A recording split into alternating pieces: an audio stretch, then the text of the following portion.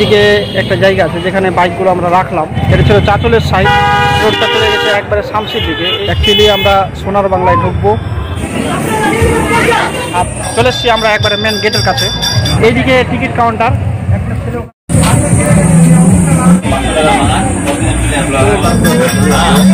50 টাকা, তুলনামূলকভাবে অনেক বেশি। এটাই থাকবে না, গ্রাউন্ডটা দেখানোর চেষ্টা করব।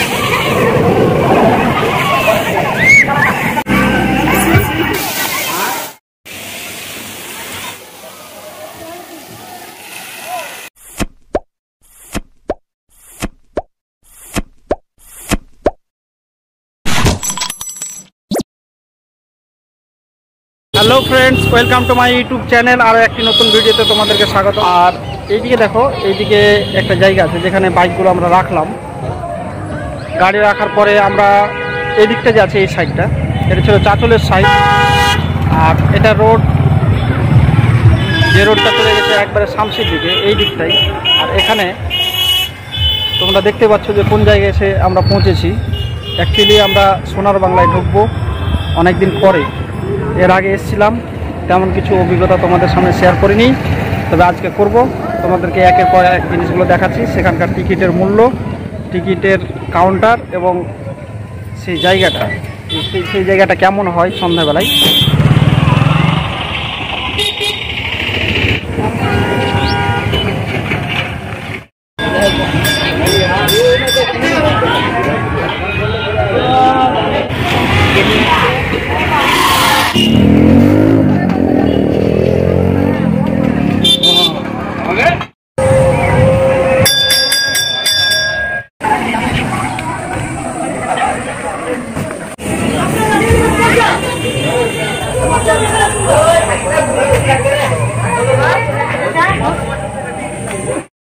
তো ফ্রেন্ডস, তোমরা দেখতেই পেলা যে অনেক কিছু দেখানোর চেষ্টা করলাম। আর চলে এসছি আমরা একবারে মেন গেটের কাছে। উপরে দেখতে পাচ্ছ পুষ্করটা কেমন লাগছে, লেখাই আছে সুন্দর করে সোনার বাংলা। আর এইদিকে টিকিট কাউন্টার,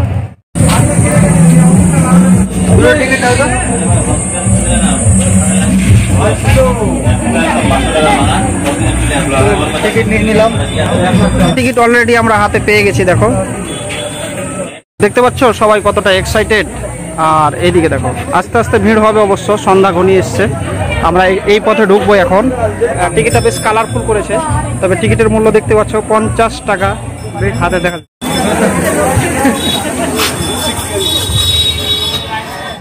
সো ফ্রেন্ডস, আমরা অলরেডি সোনার বাংলার ভিতরে চলে এসেছি।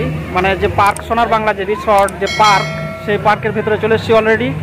আর আমরা গ্রাউন্ডটা দেখানোর চেষ্টা করব। গ্রাউন্ডের এই সাইডটা ছিল গেটের অংশ একবারে পুরো, তোমরা দেখতে পেলা। গেট দিয়ে আমরা ঢুকলাম, গোলাপর সাথে আছে। আর আমরা এই গ্রাউন্ডটাতে কি আছে সেই গ্রাউন্ডটা দেখানোর চেষ্টা করব তোমাদের। চলো একের পর এক জিনিসগুলো দেখি। নাই দেখাচ্ছি।